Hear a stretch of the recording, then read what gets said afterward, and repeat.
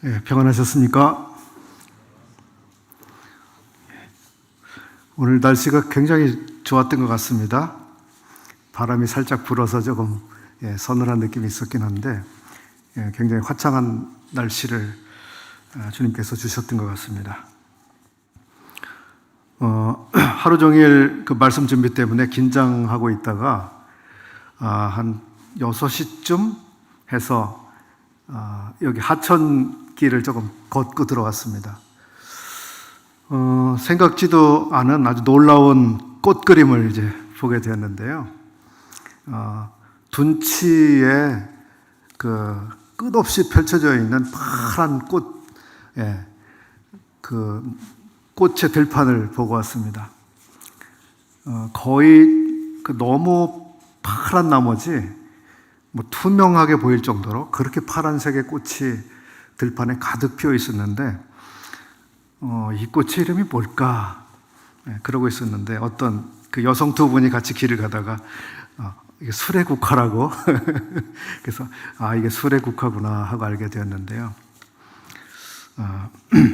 주님께서 그 때를 따라서 저희들에게 즐거움과 기쁨을 주시는 것 같습니다. 오늘 저녁부터 이제 수요 집회 시간에 6회에 걸쳐서 저희들이 교회와 기도라고 하는 큰 주제로 말씀을 나누게 되겠습니다. 오늘 첫 번째 시간인데요. 교회는 기도 공동체입니다 라고 하는 제목으로 말씀을 나누겠습니다. 여러분들께서는 우리 기도 집회를 어떻게 생각하고 계시는지요? 우리 수요 기도 집회에 대해서 어떤 평가를 혹시 내리실 수 있을까요? 여러분이 평가하시는 입장이라면 어떤 점은 점수를 좀 후하게 주고 어떤 점은 좀 점수를 못 주겠다, 그런 요소가 있으신가요?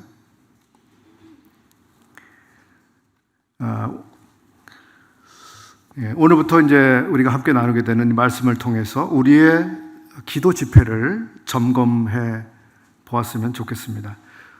오늘부터 전해지는 말씀은 개인 기도를 말씀드리는 것이 아닙니다.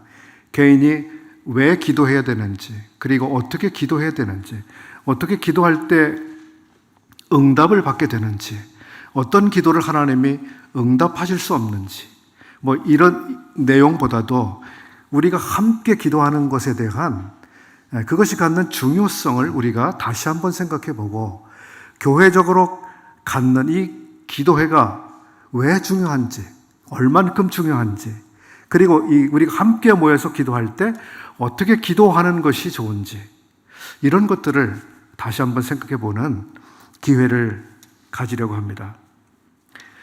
이 시간을 통해서 우리의 기도 모임이 더 잘 기도할 수 있는 이런 그 도움을 주님으로부터 받는 시간이 되었으면 좋겠습니다.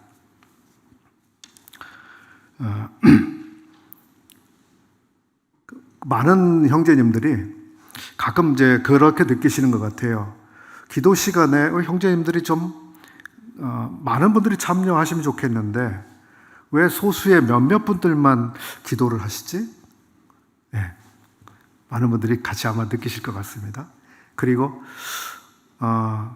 기도 이제 하시는 시간에 왜 이렇게 시간이 많이 흘러가는데 침묵하는 시간이 왜 이렇게 길지? 그 이유가 뭘까? 왜 그렇게 되는 것이지? 아마 다양한 생각과 궁금증들을 가지고 계실 것 같습니다. 저도 궁금합니다. 왜 그런지.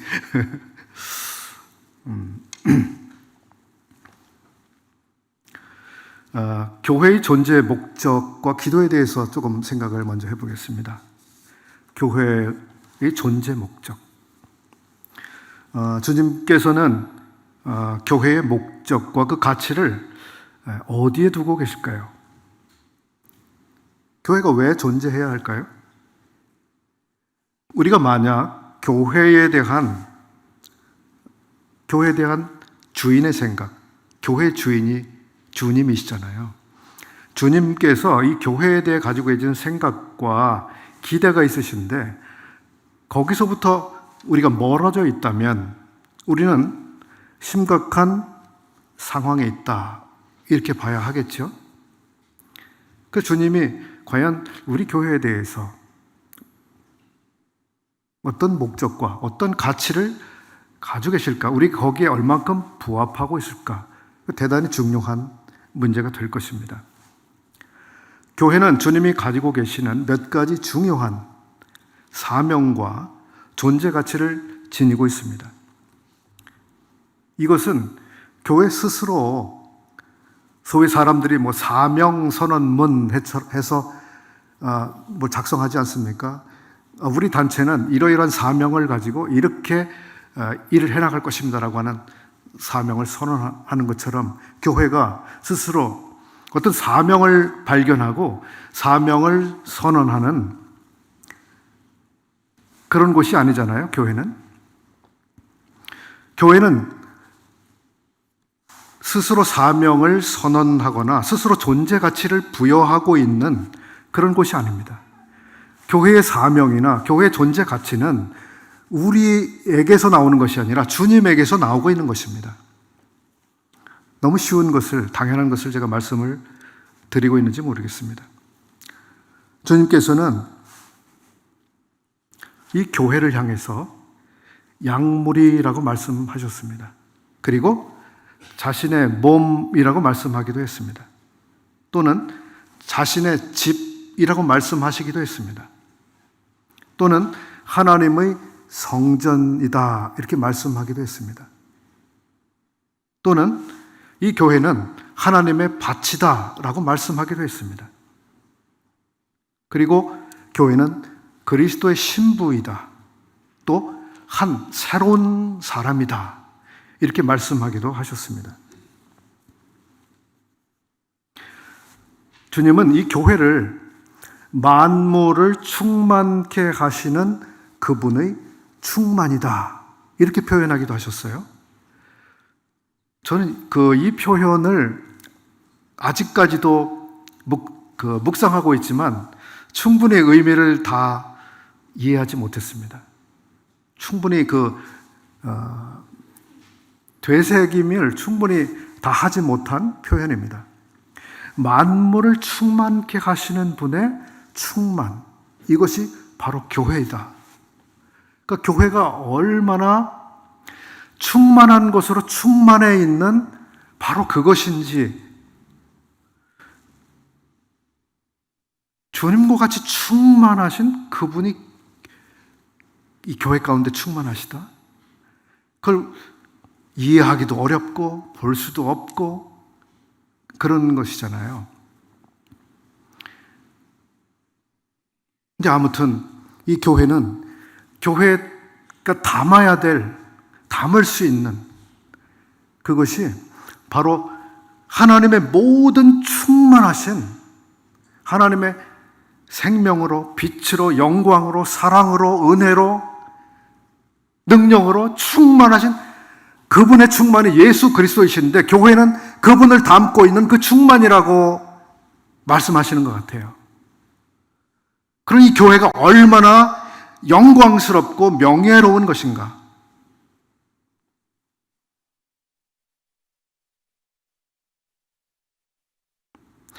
실로 교회는 엄청난 존재입니다.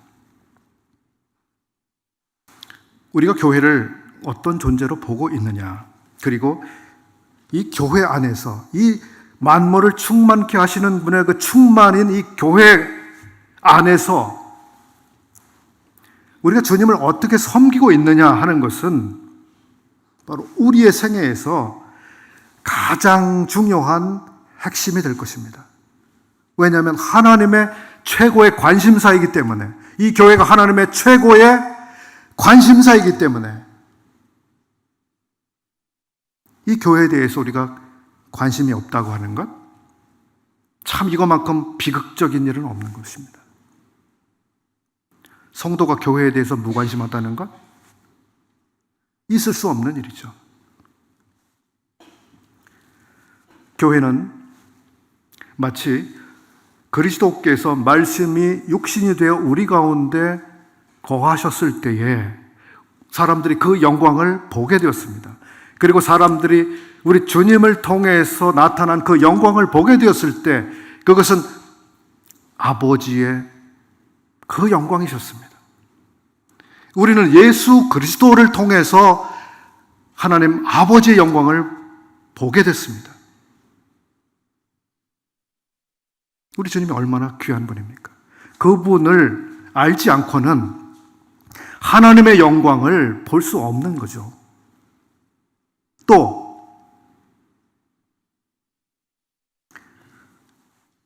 이제는 교회는 그리스도의 영광입니다. 교회는 그리스도의 영광입니다. 이 교회를 통해서 그리스도의 영광을 온 세계에 비춰내시는 것. 이게 교회를 향하신 하나님의 뜻입니다. 이 세계는 이 교회를 통해서 그리스도의 영광을 보게 되는 것입니다. 이 교회가 영광을 드러내지 못하면 이 세계는 예수 그리스도가 누구신지를 볼 수 없는 거예요. 그만큼 이 교회가 얼마나 중요한 존재인지를 말씀해 주고 있는 거죠.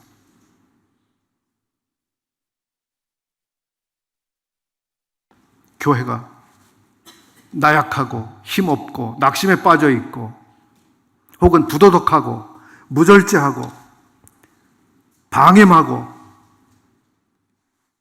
만약 교회가 그런 식으로 세상에 교회를 보여준다면 어떻게 될까요?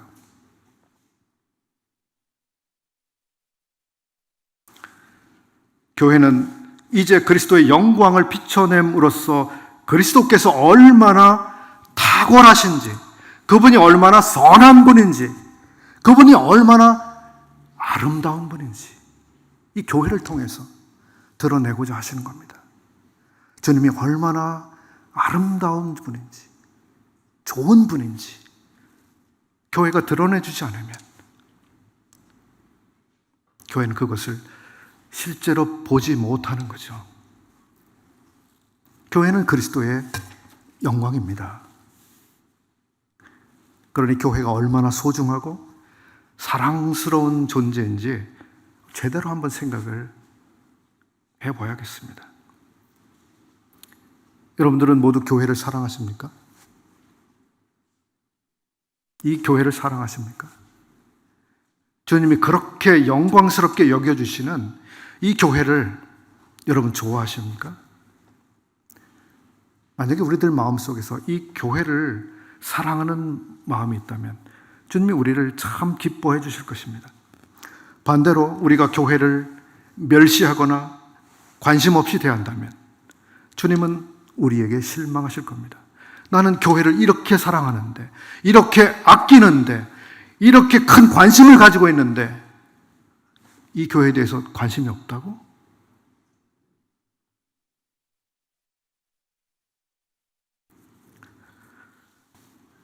주님은 교회를 집이라고 말씀하셨습니다. 집. 내 집. 내 아버지의 집. 이게 교회입니다. 만인이 오는 집이라고 하셨습니다. 왜 만인이 오게 됩니까? 마태복음 21장 12절과 13절을 읽어보겠습니다. 마태복음 21장 12, 13절.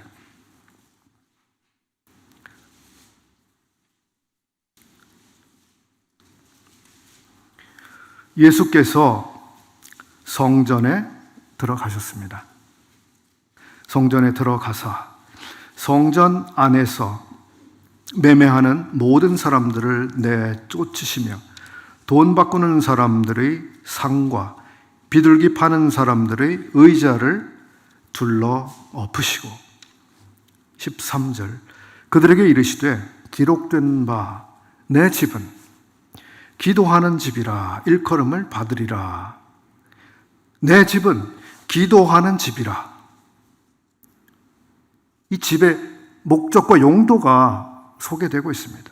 내 집은 기도하는 집이라 일컬음을 받으리라 하였거늘 너희는 강도의 소굴을 만드는도다 하시니라.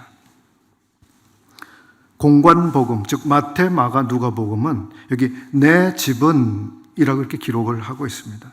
요한복음에는 내 아버지의 집이라고 기록하고 있습니다.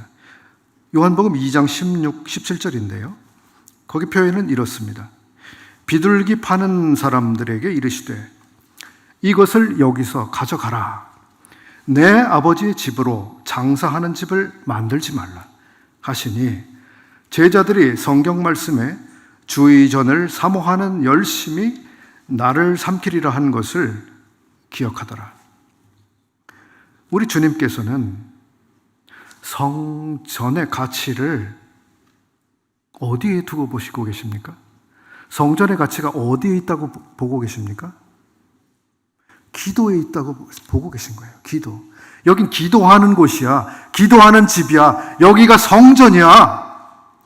그런데 누구든지 와서 기도할 수 있는 이 성전, 이 놀라운 장소를 싸구려 장터로 만들어버렸다고 아주 개탄하고 계신 거거든요. 기도가 희생되고 있는 그것을 보고 분노하셨습니다. 왜 기도를 못하게 하지?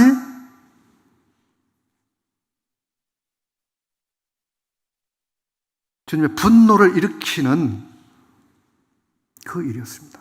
사람들로 하여금 기도하지 못하게 만든 그 일에 대해서 성전은 기도하는 집이다.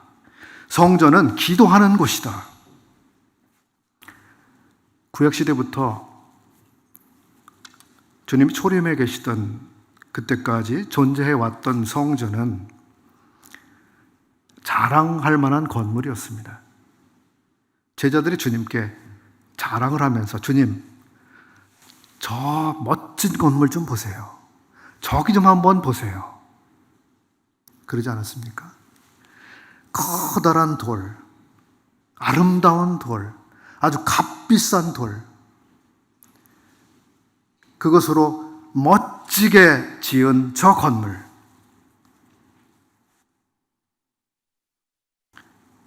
그 시대까지 존재하고 있던 그 성전은 바로 실제 돌로 만들어진 물리적인 건물이었죠. 그 성전이었죠. 하나님의 백성들이 그 건물에 와서 기도하기를 바라고 계셨습니다. 그것이 건물의 존재 가치였죠. 열왕기상 8장을 한번 보겠습니다. 열왕기상 8장 33, 34절 말씀입니다.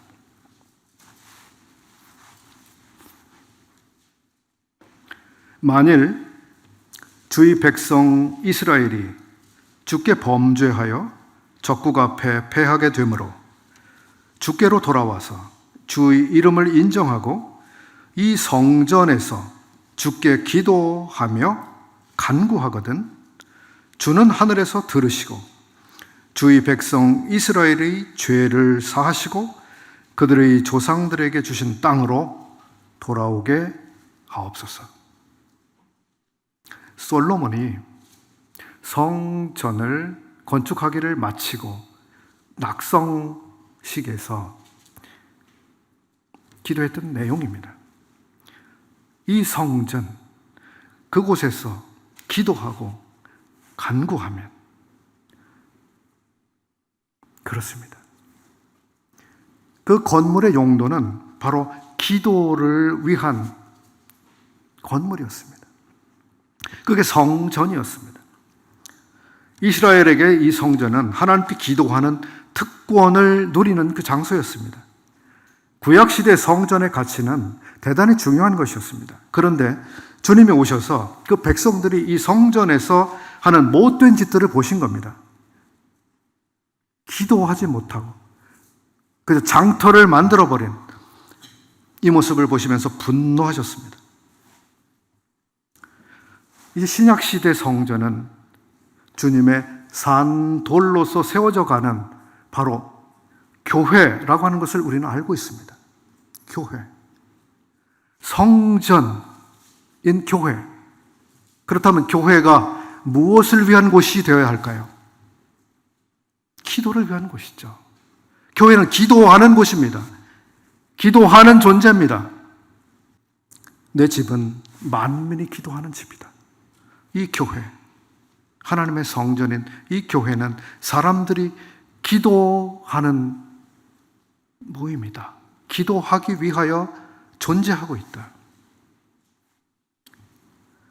교회와 기도, 이것은 뗄래야 뗄 수 없는 불가분의 관계입니다. 교회의 가치는 바로 기도에서 발견된다고 할 수 있습니다. 그러므로 기도하지 않는 교회, 기도하지 못하는 교회, 치명적이죠. 우리는 개인적으로 기도할 수 있습니다. 골방에서 기도할 수 있습니다. 중요하죠. 그러나 주님은 사람들에게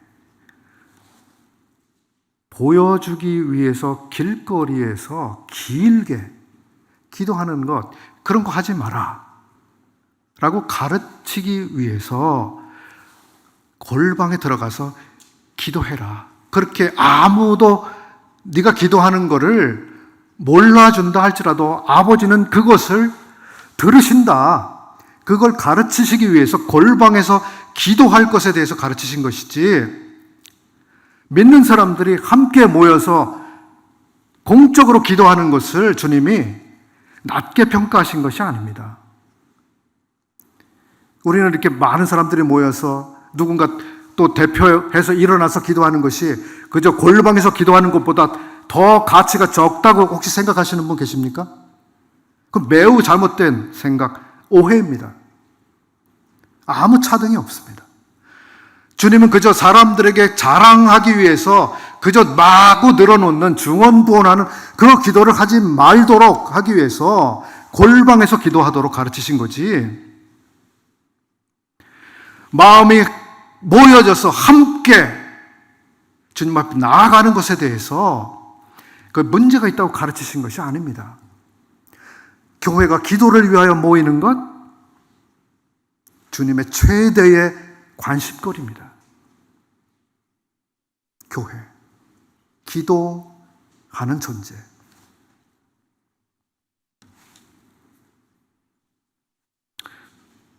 사도행전을 보십시오. 사도들이 믿는 무리들과 함께 기도하기 위해서 모였습니다.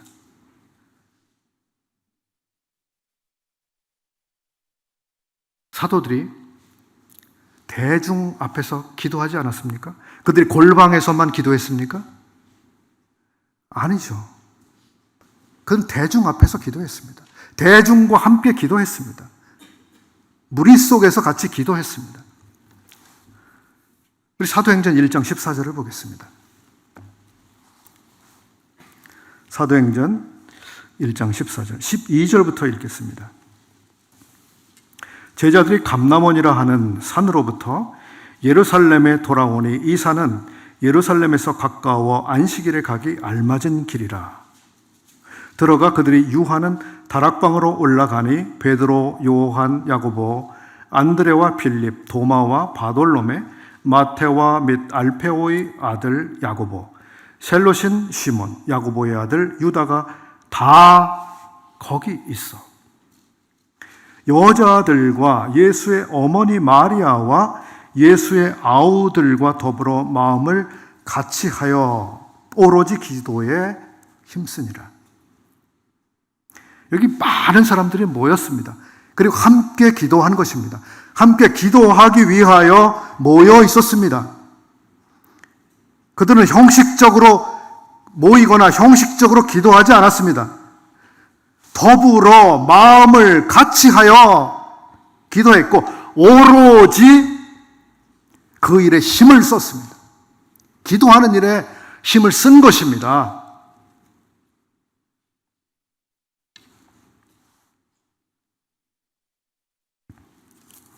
(2장) 41절과 42절도 읽겠습니다.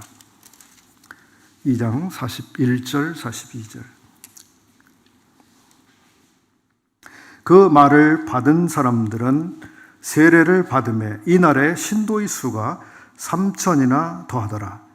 그들이 몇 명이나 될까요? 그날 적어도 3,000명이었으니까요. 어마어마한 사람들이죠. 그들이 사도의 가르침을 받아 서로 교제하고 떡을 떼며 오로지 기도하기를 힘쓰니라. 앞에서 우리가 읽었던 본문에서 똑같습니다. 오로지 기도하기를 힘씀. 가르침을 받고 교제하고 떡을 떼는 것도 힘을 썼지만 기도하기를 오로지 힘썼다고 여기 기록하고 있습니다. 3,000이 넘는 사람들이 어떻게 한 번에 한 곳에서 다 모였을까? 여기에 대해서 성경을 보시는 분들마다 조금 견해가 다르기는 합니다. 몇십 명씩 어디서 따로 모였겠지, 아니면 가정별로 따로 모였겠지, 시간을 두고 또 모일 수 있는 사람들끼리 어떻게 따로 모이지 않았을까? 다양한 추측들을 합니다. 정답은 알 수 없겠습니다. 그러나 우리는 3,000 이상이나 되는 사람들이 하나님의 말씀을 배우는 그런 일에 힘을 썼고 또 서로 교제하기 위하여 마음 쓴 것을 볼 수 있습니다. 그리고 떡을 떼면서 주님을 기억하는 일에 힘을 썼습니다. 그리고 기도하는 일에 오로지 힘을 썼습니다. 오로지. 여러분, 우리가 오늘 저녁에 왜 모인 것입니까?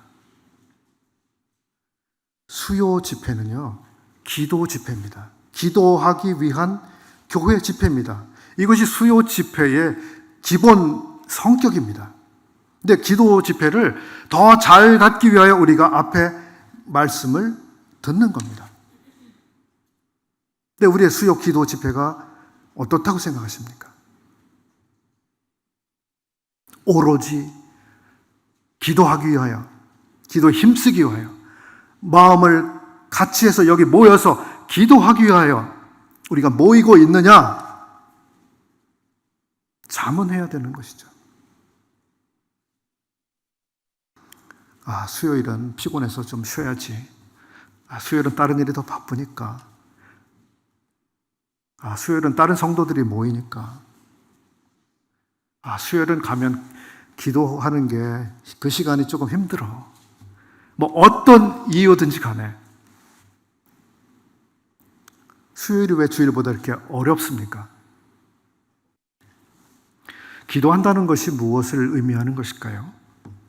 저는 오늘 말씀을 준비하면서 기도라고 하는 말의 시작이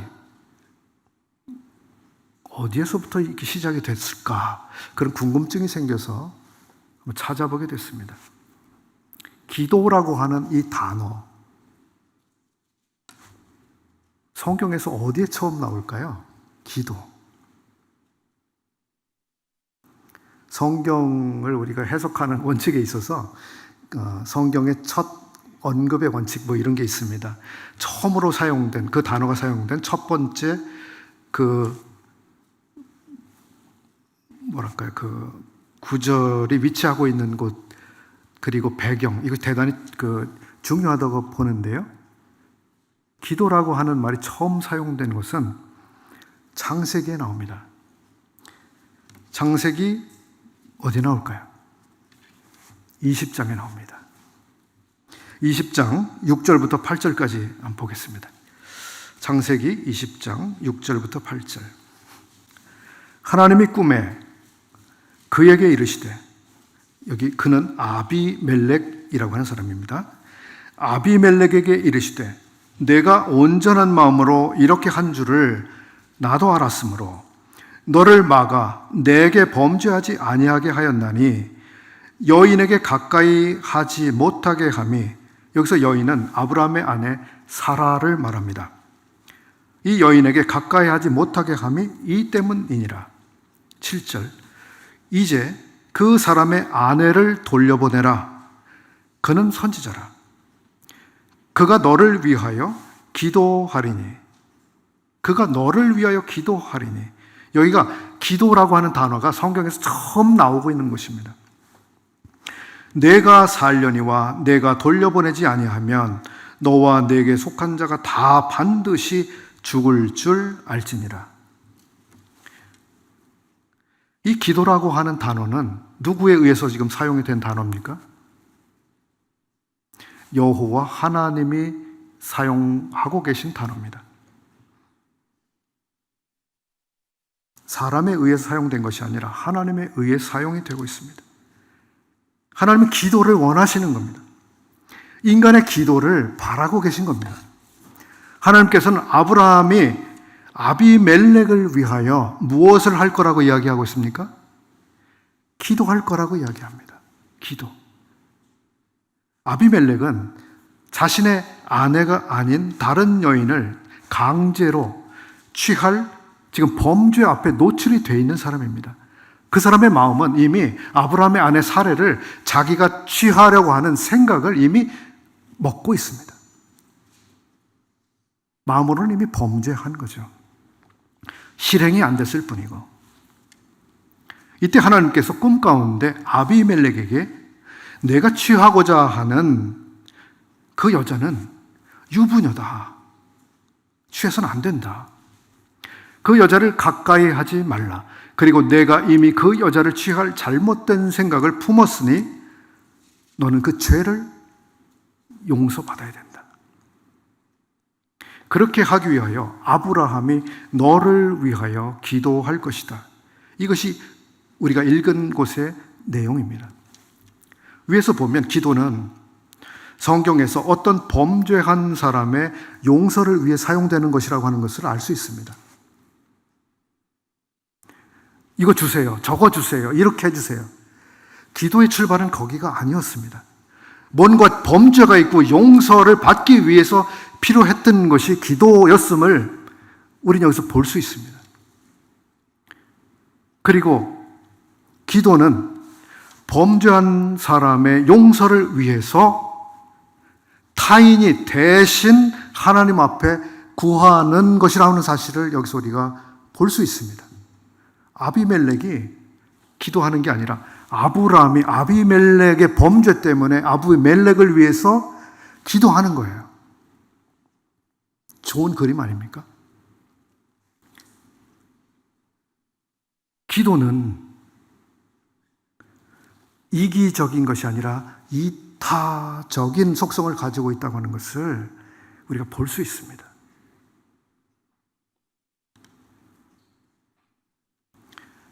기도라고 하는 이 단어 속에서 우리가 방금 본 이 본문 안에서 기도는 중보의 성격을 가지고 있습니다. 중보. 내 범죄 때문이 아니라 저 사람의 범죄 때문에 저 사람을 위해서 대신 하나님 앞에 나아가서 아뢰 주는 것. 이 성격을 기도라고 하는 말은 가지고 있습니다. 기도가 얼마나 아름다운 것입니까? 이기적이지 않고 이타적이고 용서를 가져오며 좋은 결과를 가져옵니다. 이게 기도입니다. 창세기 20장 7절에서 사용된 이 단어는 17절에 다시 한번 사용이 됩니다. 17절 아브라함이 하나님께 기도하매 하나님이 아비멜렉과 그의 아내와 여종을 치료하사 출산하게 하셨으니. 이 기도라는 말은 히브리어로 팔랄이라고 하는 단어입니다. 팔랄. 근데 이 팔랄이라고 하는 단어가 욥기 42장 8절에서도 발견이 됩니다. 욥기 42장 8절을 제가 한번 읽어보겠습니다.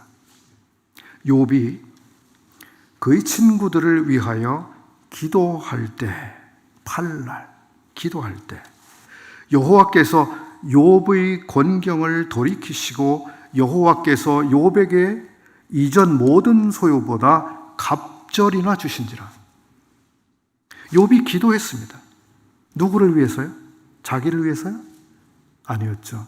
친구들을 위하여 기도해 줬습니다.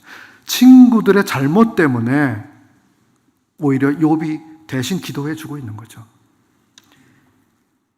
역시 중보 기도의 아름다운 모습입니다. 그래서 하나님은 용서받을 사람들을 이 중보 기도를 통해서 용서하시는, 그리고 그뿐이 아닙니다. 바로 중보 기도를 올린 그 사람들을 하나님께서 기쁨으로 가득 채워주신다고 하는 사실입니다. 아브라함이 자기 아내를 다시 회복해서 돌아오게 될 때에 그가 좋은 것들을 얻게 되었잖아요. 욥이 친구들을 위해서 중보 기도를 드렸을 때 그 친구들을 용서해 주셨을 뿐만 아니라 욥에게 배나 갑절이나 더 좋은 것들을 욥에게 주셨습니다. 중보 기도는 참 좋고 아름다운 것입니다.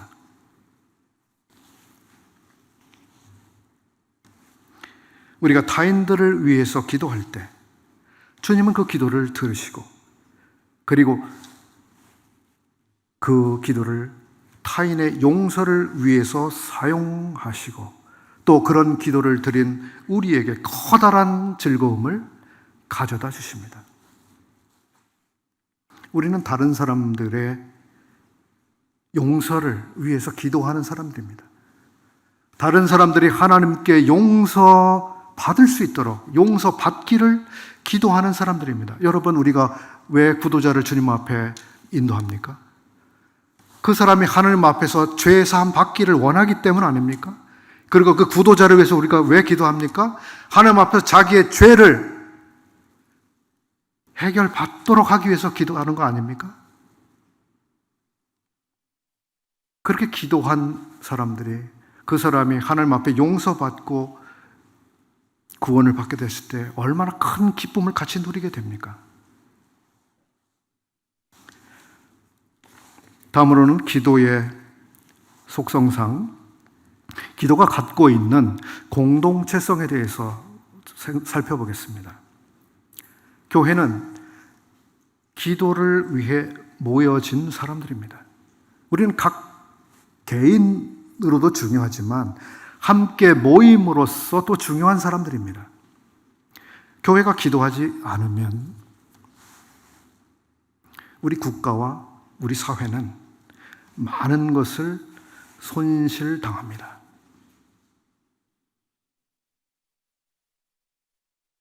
우리가 기도하지 않으면 국가는 손해를 보고 사회는 손실을 당합니다. 우리가 기도하지 않으면 우리의 이웃, 우리의 친구, 우리의 친척들은 손해를 당합니다.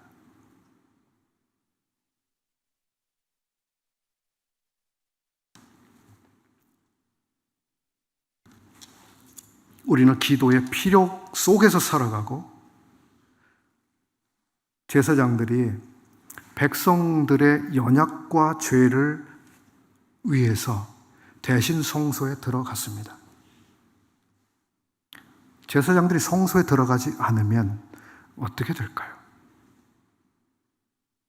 백성들의 죄가 그대로 남아있겠죠. 우리가 국가를 위해, 사회를 위해, 이웃을 위해, 친구를 위해 이 기도의 성소에 들어가는 일을 멈춰버린다면 누가 손해를 봅니까? 국가가 손해를 봅니다. 사회가 손해를 봅니다. 우리 자신은요, 우리도 손실을 당하죠. 교회는 한편 돌봄의 공동체입니다. 서로를 돌보기 위해서 존재합니다. 우리는 기도를 통해서 서로를 돌볼 수 있습니다. 기도는 하나님과의 관계와 하나님과의 소통이기도 하지만 우리는 이 기도를 통해서 우리 옆에 있는 형제를 돌볼 수 있다고 하는 것입니다.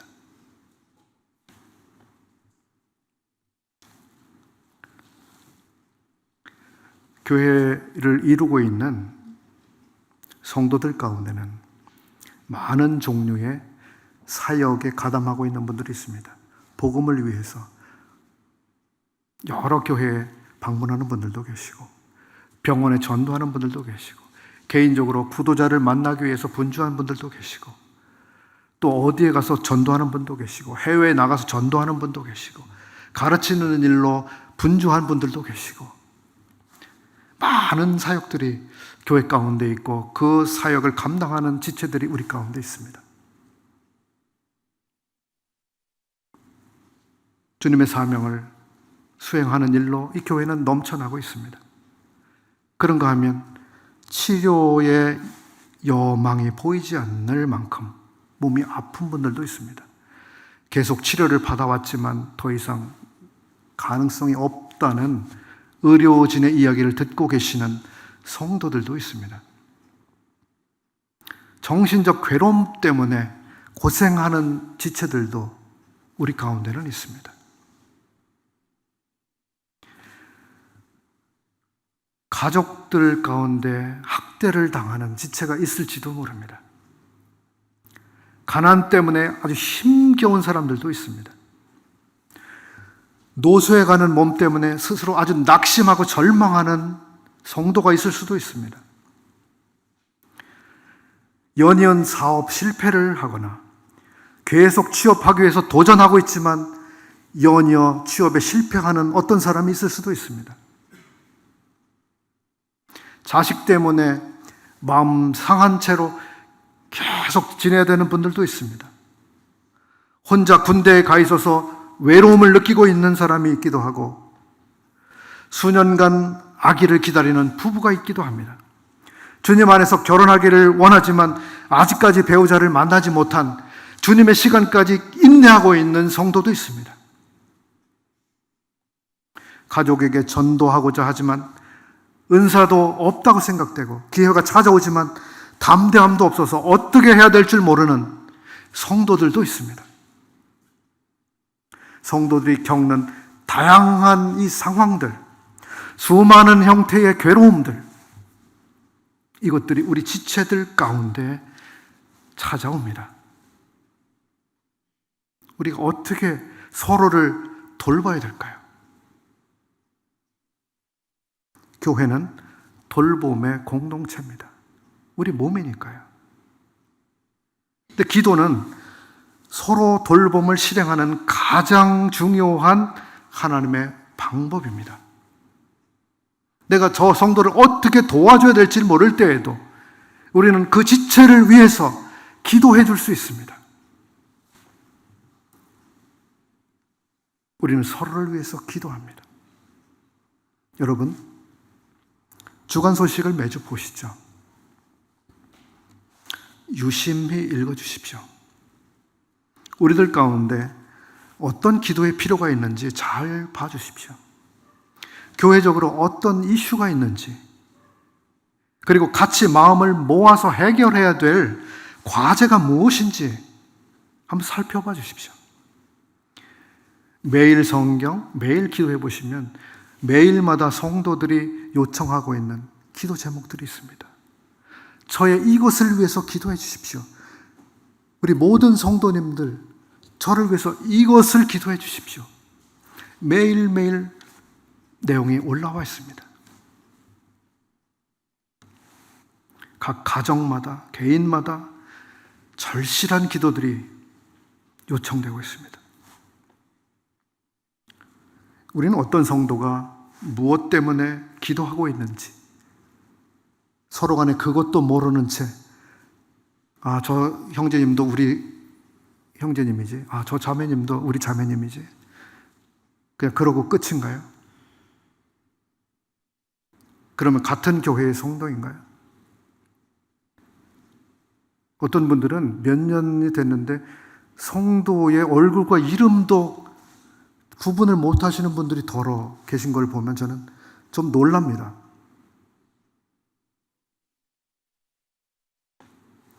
내 옆에 있는 성도가 무엇 때문에 괴로워하고 있는지, 무엇 때문에 기도를 요청하고 있는지,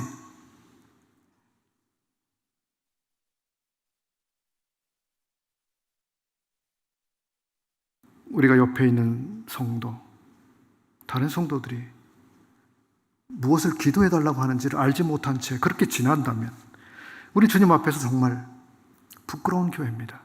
그렇지 않습니까? 우리 부끄러운 것입니다.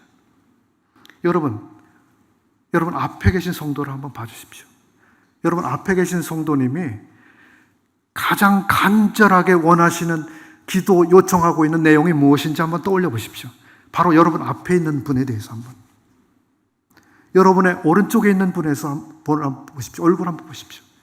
저분이 지금 가장 절실하게 기도를 요청하고 있는 기도의 내용이 무엇인지 한번 생각해 보십시오. 왼쪽을 봐주십시오. 아십니까? 무엇을 기도하고 있는지? 무엇을 요청하고 있는지? 난 몰랐는데요. 이제 아셔야 합니다. 알 때가 됐습니다. 서로 알아야 합니다. 기도를 통해서 우리 서로를 돌봐야 합니다. 그렇지 않습니까? 그것이 한 몸이잖아요. 우리 각 사람은 몸의 한 지체들입니다. 서로를 사랑하고 돌보는 과정이 없으면 몸 전체 건강에 어느 순간인가 문제가 일어납니다. 이것이 교회입니다. 서로를 긴밀하게 관심을 가지고 돌아봐야죠. 이 시간에 우리는 서로에게 고백하고 약속하면 좋겠습니다. 마음에 이런 약속을 한번 하시죠. 형제님, 제가 형제님을 위해서 기도하겠습니다. 자매님, 저 자매님을 위해서 앞으로 기도해드리겠습니다.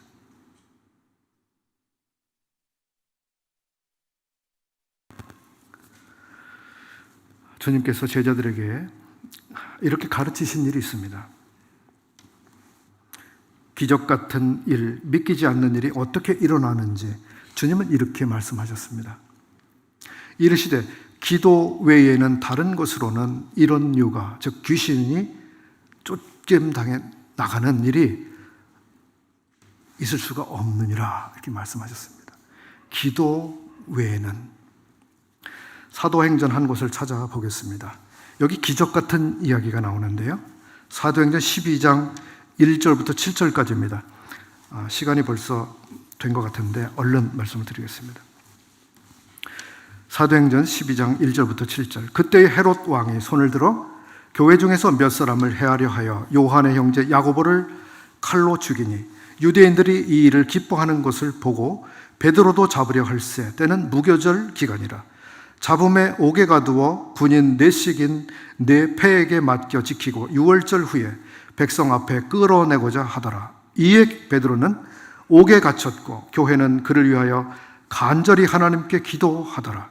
헤롯이 잡아내려고 하는 그 전날 밤에 베드로가 두 군인 틈에서 두 쇠사슬에 매여 누워 자는데 파수꾼들이 문 밖에서 옥을 지키더니 호련히 주의 사자가 나타나매 옥중에 광채가 빛나며 또 베드로의 옆구리를 쳐 깨워 이르되 급히 일어나라 하니 쇠사슬이 그 손에서 벗어지더라.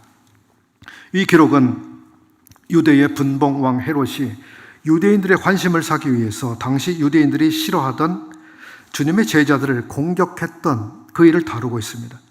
헤롯은 빌라도만큼이나 아주 야비한 사람이었습니다. 자기 세력을 견고하게 하기 위해서 사람들에게 인기를 얻으려고 사도 중 한 명인 야고보를 이미 칼로 죽였습니다. 그리고 그 일이 성공하고 아무 뒤탈이 없게 되자 더 대담한 일을 벌였습니다. 이번에는 베드로를 체포했습니다. 그리고 이제 죽이려고 하고 있는 것입니다. 요한은 이미 친형을 잃었습니다. 야고보죠.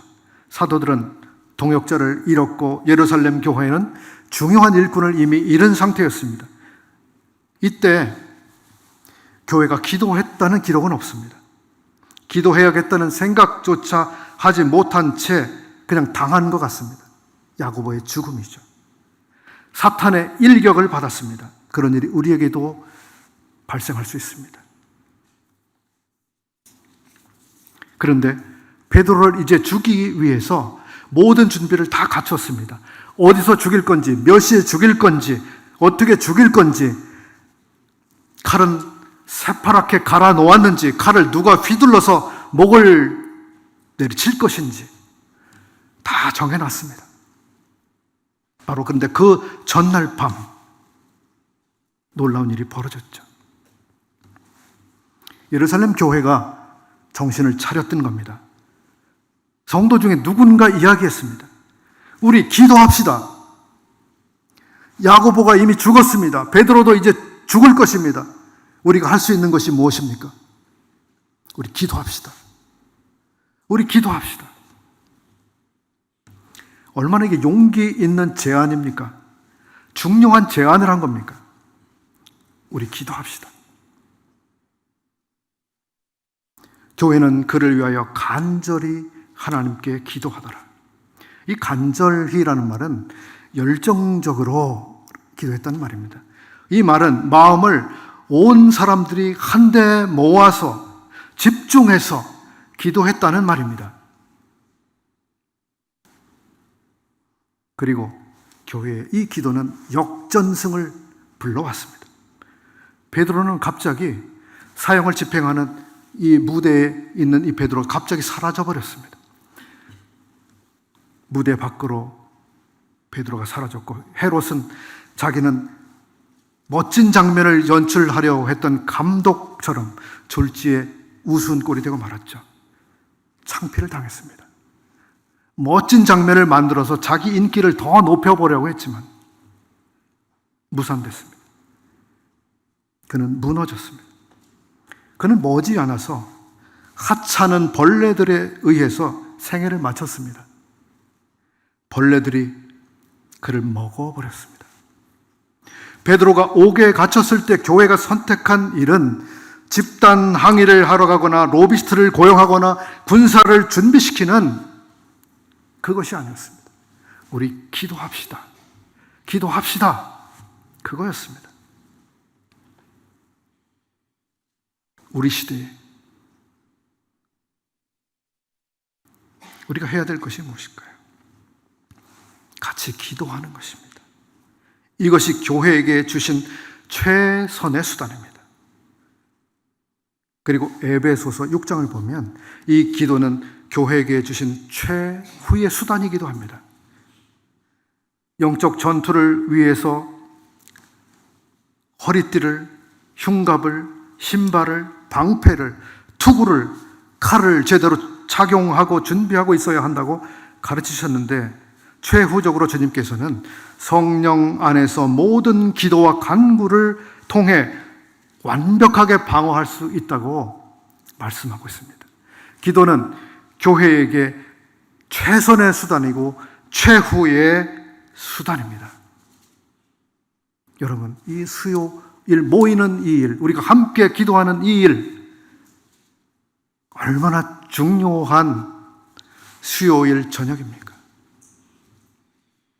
주님이 이 시간을 얼마나 귀중하게 생각하실까요? 교회는 기도하는 집입니다. 우리는 기도하는 사람들입니다. 우리는 기도를 통해 서로를 돌보고 도와줍니다. 이 저녁에 우리는 그 놀라운 일을 함께 하는 것입니다. 오늘 여기서 마치겠습니다. 감사합니다.